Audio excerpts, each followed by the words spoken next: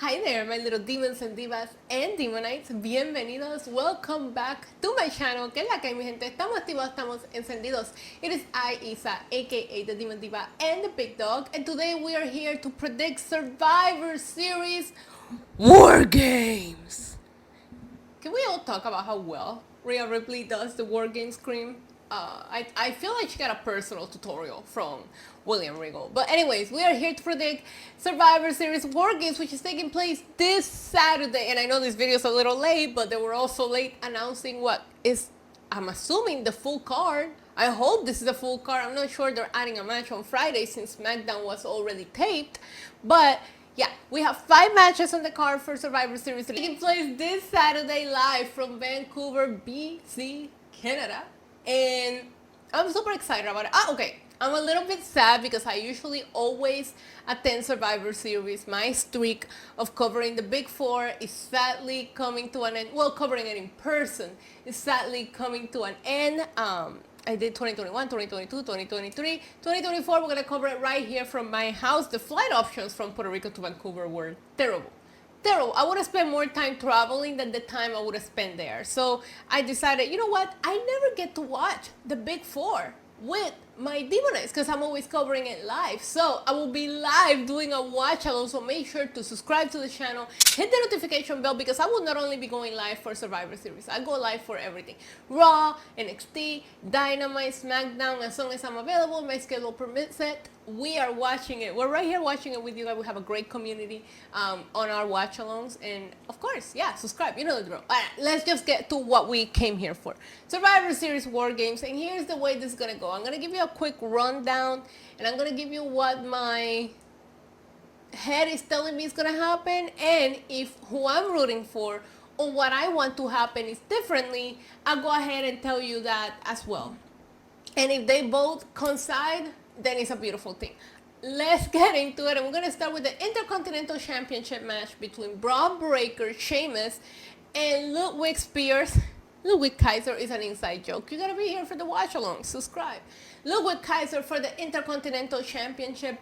Now, they made this very last minute, but the build-up has been slowly happening. Gunther did tell Ludwig, hey, go make a name out of yourself. You know, Braun Breaker is just out here trying to defend his IC championship, and Sheamus is just trying to complete the Grand Slam win. However, my head and my heart are both telling me that Braun retains here. I think there's too much beef between all of these guys. I think that somebody's going to cost somebody something. And this will continue on. I don't think that this is the last that we see of it. I would love to see Sheamus win the Intercontinental Championship and complete that Grand Slam quest that he's on. I just don't see it happening here at this pay-per-view, especially with Braun Breaker losing the title so soon after he won it to Jey Uso and then like getting it back to lose it again. I just don't think that makes sense. So my heart and my brain are both telling me that Braun Breaker will retain. I do think this is going to be a banger of a match. I think it's going to be a lot of fun. I think we're going to be able to see what Ludwig Spears, Ludwig Kaiser can do. I'm excited to see this match, but I don't see anything crazy happening here outside of these 3 guys going at it and Braun Breaker being a complete maniac like he always is. Up next, we're going to talk about the United States Championship match. This is a match between LA Knight and somebody who recently came back to TV, Shinsuke Nakamura, looking a little extra evil. And he attacked and interrupted LA Knight for 2 weeks. A lot of people are saying this didn't really have a build to it. They kind of like threw it in there. I'm excited to see both of the mid-card championships in the card here. We usually never see both of them. So this is the second pay-per-view now in a row that the United States Championship is going to be defended. Now, my brain tells me, oh yeah, LA Knight is going to retain. But my heart, of course, is going to root for Shinsuke. You guys know I'm a big Shinsuke Nakamura fan. I just think that why have Shinsuke come back if you're just going to like job him out? So, I want Shinsuke to win, okay? I want Shinsuke to win the actual title and for this to become a feud. I think LA Knight chasing is better, but if LA Knight retains, I think it's going to be via DQ or some kind of shenanigans so we can keep this going. I don't know. I don't know. I feel like my wild prediction will be give the title to Shinsuke here. Even if you put it back on LA Knight later on, at least it won't ruin this big return and Shinsuke changing his character and doing all of this. The problem with Shinsuke is that he's done this multiple times and fails at what he attempts to do.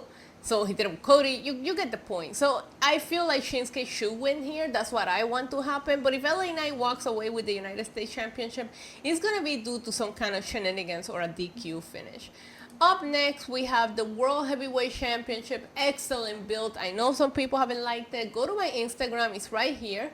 And look, I put out a reel yesterday explaining why I think that the way that Gunther has been built kind of makes sense.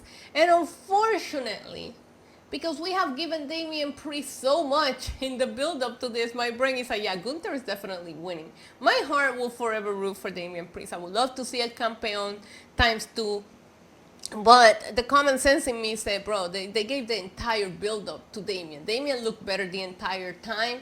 So that automatically spells victory for Gunther at the end. Yes, it does. I do think they're going to put on a banger of a match. I go back to their SummerSlam match, and I think that was Damian's best match during his reign. Unfortunately, is when he lost it. But we have some shenanigans in there. Now, here's what I don't hope for. I don't need to see Finn Balor get involved here. I've seen a couple of other prediction videos roaming around, and people are like, oh, there might be some shenanigans, Judgment Day. No. I think this is the best that Damian Priest has looked, and I think it's because you're allowing him to just be him. No Judgment Day, no Rhea Ripley, just Damian Priest. So let them put on a hell of a banger, and we can move on to something else, or maybe we can move on to Finn later on, but don't do it here. Because a lot of the matches that Damian Priest had throughout his World Heavyweight Championship had a lot of shenanigans and people getting involved. You had the Seth Rollins, CM Punk, and Drew McIntyre story that kept interrupting or helping Damian retain. And when he lost because of Finn Balor. So I'm ready to just see what Damian Priest can do in the ring without any shenanigans. So even if my guy loses, let him lose clean and let them put on the banger that I know that Gunther and Damian Priest can put on.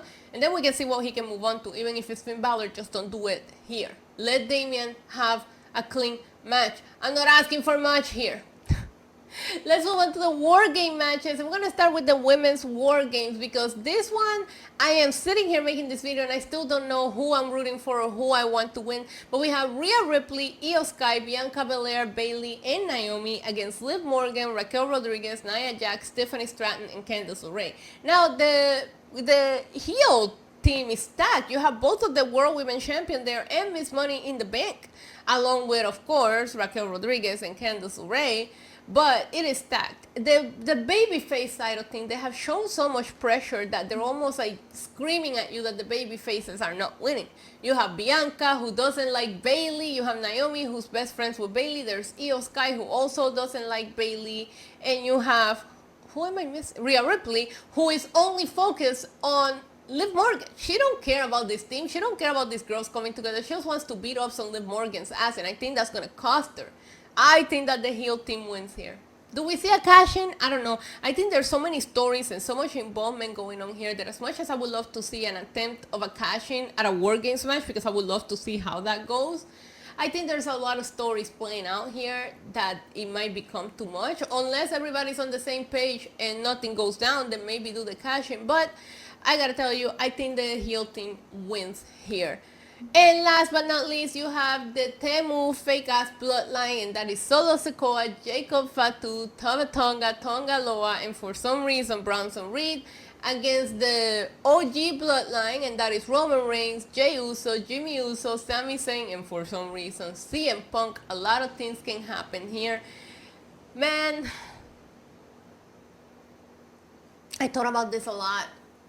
Because there's a part of my head that was telling me yesterday, like, well, you can have the Temu bloodline win because there's so many stories that can be built here, especially with CM Punk, with Roman Reigns. If Roman Reigns wins here, that kind of ends everything. But I don't think that it does. I think that Roman originally wanted Solo, and they could fight it out to see who the real tribal chief is. So I see, like, if the OG bloodline walks away with a win, now Roman can really come out and say, hey, I beat you at Bad Blood, I beat you at War Games, let's just put it to the test and see who the real tribal chief is, and maybe they can face each other at Saturday night's main event for the title, the sole tribal chief. I'm gonna say the OG bloodline. My heart is with the OG bloodline here. Do we see any shenanigans afterwards? Possibly. I think that Seth Rollins could become involved here because of the whole CM Punk and, you know, Bronson Reed being in the match. I think, I don't know.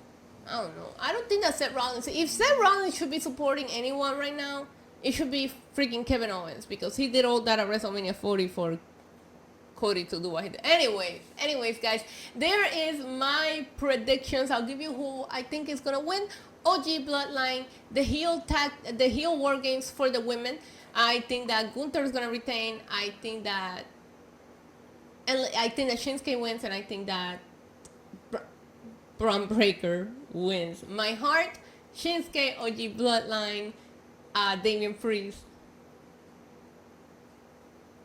Braun Breaker, and of course, I would love to see the babyface women tag team win, because I have more of my favorites on that team, with Rhea and Bianca being on that team. But I think there's gonna be too much drama for them to retain. Let me know your predictions in the comments down below. I will be reading it, and stay tuned. This video will be coming out in Spanish.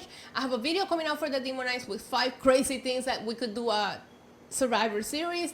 I have all kinds of things coming out, and then on Saturday I will be here for a watch along. I might be here for a watch along on Friday. I haven't decided that yet, but stay tuned, guys. All right, until next time, adios. Mwah. Boop.